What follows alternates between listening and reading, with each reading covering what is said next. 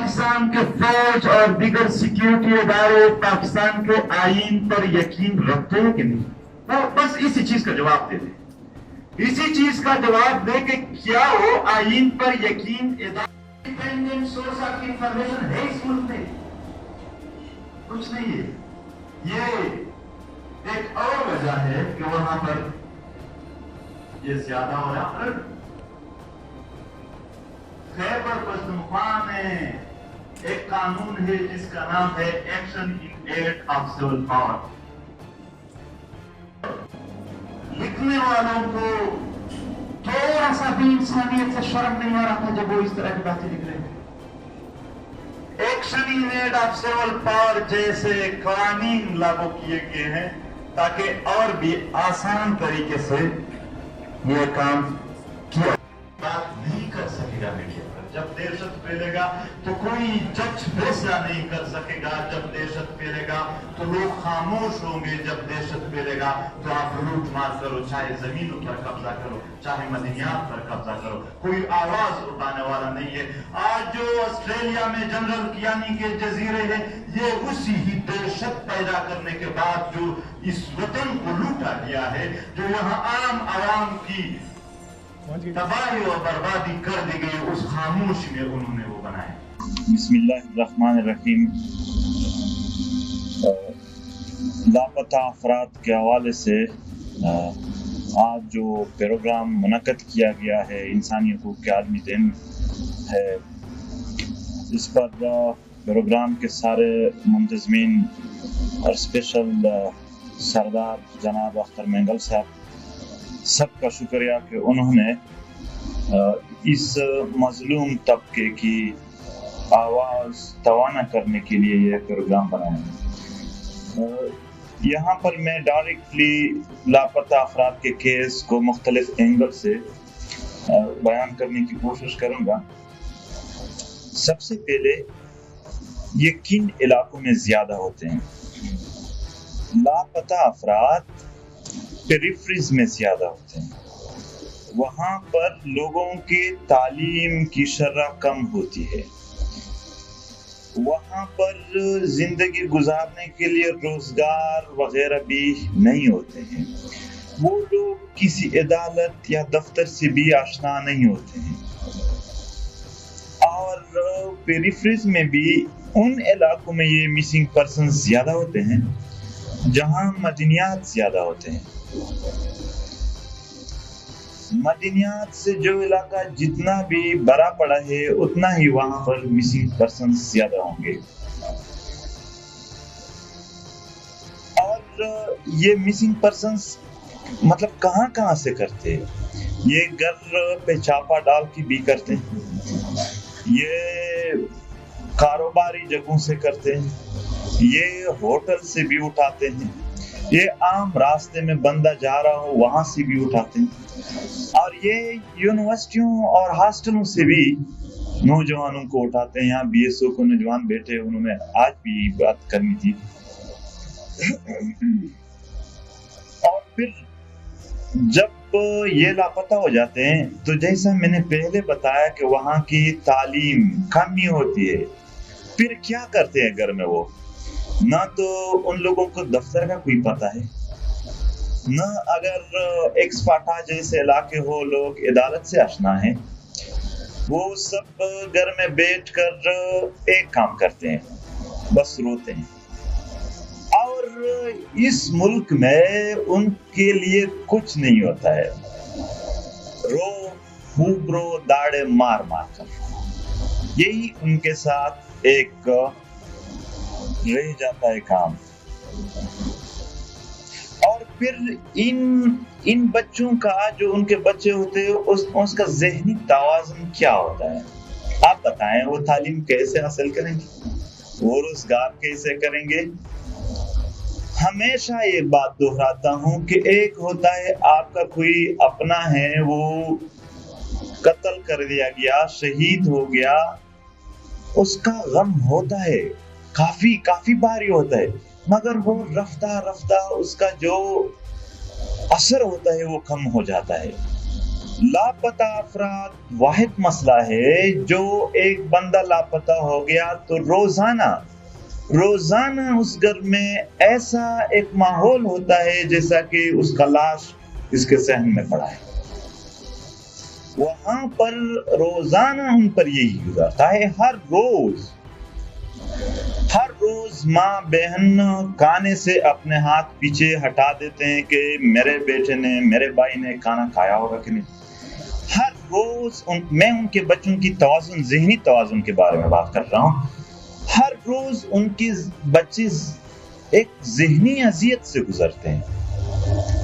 हमारा दोस्त है एहसानुल्लाह अफरीदी, इतना जुर्रत किया कि उन्होंने एमफिल कर दिया। उसका वालिद सालों से लापता थे, जिला खैबर से ताल्लुक रखते हैं, मगर एमफिल करने के बाद वो कभी भी जॉब के पीछे नहीं निकल पड़े। वो आज भी हर रोज अपने लापता वालिद को ढूंढने के पीछे निकलते हैं। ये उनके बच्चों का हाल होता है। बीवी का क्या हाल होगा इस पेट्रियार्कल सोसाइटी में? औरतों का क्या हाल है? यहाँ हम जब समीदीन को सुनते हैं, हमारे दूसरे बहनों को सुनते हैं, आप सोचें ये सिर्फ एक फर्द की बात नहीं है, ये हर उस घर की स्टोरी है जहां से कोई लापता हो गया है। यहाँ पर बात हो गई कि वो बेचारे शादियां भी नहीं कर सकते हैं। उस फैमिली की इजाजत के बगैर सिर्फ इशारों में कहूंगा कि इस तरह वाकया भी हुआ है कि कोई बंदा लापता है, साउथ वजीरिस्तान से था, वो लापता थे। 4 साल बाद उसके घर कोई सरकारी मतलब लोगों ने कह दिया कि वो मारे जा चुके हैं।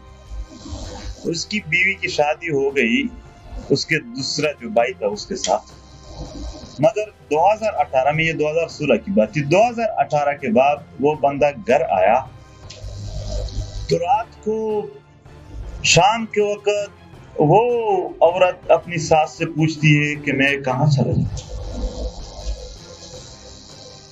ये वहां पर लोगों पर यही गुजरता है। माएँ क्या होती है? माँ की तो यहाँ पर वालिदैन हैं। अपने बच्चों के बारे में एक बार सोचिए कि जब वो गायब हो तो वालिदैन पर क्या गुजरता है, और इसमें जो वालिद होता है या जो भाई रह जाता है उस पर क्या गुजरता है, क्योंकि रोजाना उनसे यही उम्मीद होते हैं कि ये बाहर गया है, कोई ना कोई खबर तो लाएगा। ये उनकी मैं ज़हनी कैफियत की बात कर रहा हूँ। अब आते हैं इनसे फायदा क्या है, वो फायदा बयान करते हैं।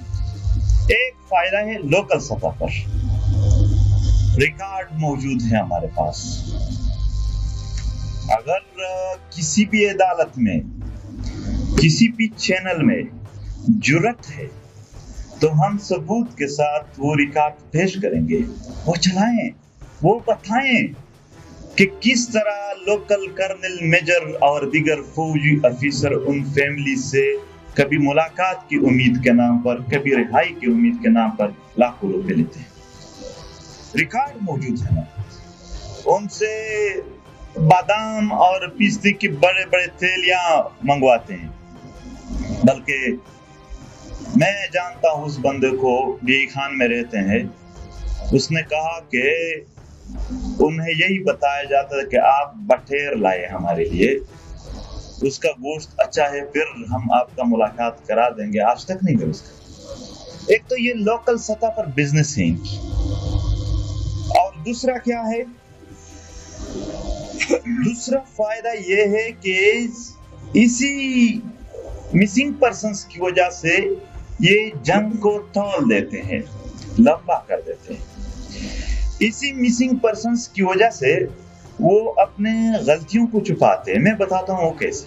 वो ऐसे कि फॉर एग्जांपल कहीं पब्लिक में हमला हो गया, फौरन दूसरे दिन 8-10 बंदे को ये लेके आएंगे, इन्हीं इंटरमेंट सेंटर से उठाकर और कहीं पर फेंक देंगे कि जवाबी कार्रवाई हो गई।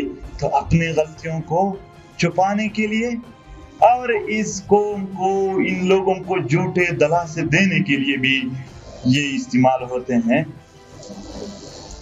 اور میں ابھی مین ٹاپک پہ ان کے فائدے کی جو مین بڑی وجہ ہے، سب سے بڑی وجہ وہ بیان کروں گا. وہ میں نے لاسٹ کے لیے رکھی تھی. دہشت پھیلتا ہے اس کی وجہ سے. جب دہشت پھیلے گا تو کوئی صحافی بات نہیں کر سکے گا میڈیا پر. جب دہشت پھیلے گا تو کوئی جج فیصلہ نہیں کر سکے گا. جب دہشت پھیلے گا تو لوگ خاموش ہوں گے. جب دہشت پھیلے گا تو آپ لوٹ مار کرو، چاہے زمینوں پر قبضہ کرو، چاہے مدنیات پر قبضہ کرو، کوئی آواز اٹھانے والا نہیں ہے. آج جو آسٹریلیا میں جنرل کیانی کے جزیرے ہیں، یہ اسی ہی دہشت پیدا کرنے کے بعد جو اس وطن کو لوٹا گیا ہے، جو یہاں عام عوام کی تباہی و بربادی کر دی گئی، اس خاموشی میں انہوں نے وہ بنائے.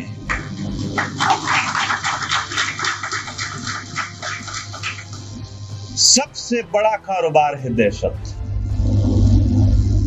آج علی وزیر کی پیشی سندھ کراچی میں انسداد دہشت گردی کی عدالت میں تھی، جو امن مانگ رہا تھا. جو لوگ واقعی دہشت پھیلاتے ہیں، دہشت گردی کرتے ہیں، وہ اس ملک کے سب سے بڑے وفادار مانے جا رہے ہیں.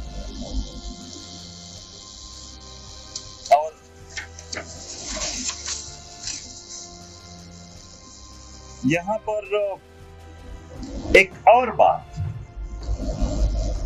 پیریفریز میں اس لیے بھی زیادہ ہوتے ہیں کہ وہاں پر سورس آف انفارمیشن کیا ہے. کوئی انڈیپینڈنٹ سورس آف انفارمیشن مجھے بتایا جائے جو بلوچستان سے، جو خیبر پختونخوا کے جنگ زدہ علاقوں سے رپورٹنگ کر رہا ہو، ماں سوائے D J S P R کی. صرف D J S P R کا بیان چلے گا، صرف وہی پٹی میڈیا پر چلے گی. کوئی انڈیپینڈنٹ سورس آف انفارمیشن ہے اس ملک میں؟ کچھ نہیں ہے. یہ ایک اور وجہ ہے کہ وہاں پر یہ زیادہ ہو رہا ہے. اور خیبر پختونخوا میں ایک قانون ہے جس کا نام ہے action in aid of civil power. کوئی پڑھے تو صحیح، کوئی پڑھ کر بتائیں کہ وہ قانون ہے کیا. لکھتے وقت لکھنے والوں کو تھوڑا سا بھی انسانیت سے شرم نہیں آ رہا تھا جب وہ اس طرح کی باتیں لکھ رہے تھے. Action in aid of civil power جیسے قوانین لاگو کیے گئے ہیں تاکہ اور بھی آسان طریقے سے یہ کام کیا جا سکے. مطالبہ ہم کیا کرتے ہیں؟ مطالبہ یہ ہے کہ کیا پاکستان کے فوج اور دیگر سیکیورٹی ادارے پاکستان کے آئین پر یقین رکھتے ہیں کہ نہیں؟ وہ بس اسی چیز کا جواب دے دے. اسی چیز کا جواب دے کہ کیا وہ آئین پر یقین، عدالت پر یقین رکھتے ہیں کہ نہیں. اگر وہ عدالت پر یقین رکھتے ہیں تو کیوں ان مسنگ پرسنز کو عدالت میں پیش نہیں کیے جاتے ہیں؟ مگر نہیں رکھتے. وہ اگر آئین اور عدالت پر یقین رکھتے تو مسنگ پرسنز کبھی مسنگ نہیں ہوتے. یہاں ایک جزوی بات کرتا ہوں میر صاحب. پاکستان ریاست کا دعویٰ ہے جو اپنے عوام کے ہر بچے کو وہ سمجھاتا ہے کہ انڈیا، ہندوستان پاکستان کا نمبر 1 دشمن ہے. تو کیا ابھینندن مسنگ پرسن ہو گیا؟ کیا کلبھوشن یادو ایکسٹرا جوڈیشلی کیل ہو گیا؟ حیات بلوچ ہوا ہے، حیات بلوچ، نقیب مسعود ہوا ہے، طاہر داؤڑ ہوا ہے، اور یہاں پر ہزاروں لاکھوں پشتون اور بلوچ ہوئے ہیں. تو بتایا جائے کون ہے نمبر 1 دشمن، انڈیا یا پشتون بلوچ؟ کون ہے نمبر 1 دشمن؟ اگر یہ نہیں بتا سکتے ہیں، کم سے کم یہ بتا دیں کہ دنیا میں جس کو بھی پاکستان اپنا دشمن سمجھتا ہے اس ملک کے علاوہ، ان میں سے کس کے ساتھ یہ عمل کیا گیا ہے جو یہاں پر پشتون، بلوچ اور دیگر محکوم قوموں کے ساتھ ہوتا ہے۔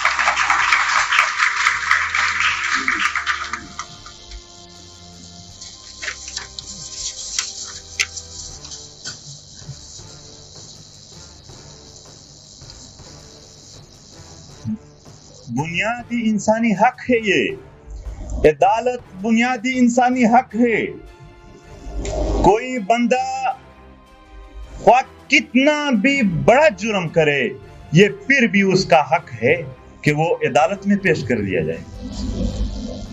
YouTube پر گوگلی نیوز دیکھنے کے لیے youtube.com کی سرچ بار میں googly news T V type کریں۔ گوگلی نیوز کے پیج پر سرخ رنگ کے سبسکرپشن والے بٹن پر کلک کرنا نہ بھولیے۔ YouTube پیج پر اپلوڈ ہونے والی ویڈیوز سے باخبر رہنے کے لیے بیل آئیکن پر کلک کیجیے۔ آپ کو ہر نئی ویڈیو کے بارے میں نوٹیفیکیشن موصول ہو جائے گا۔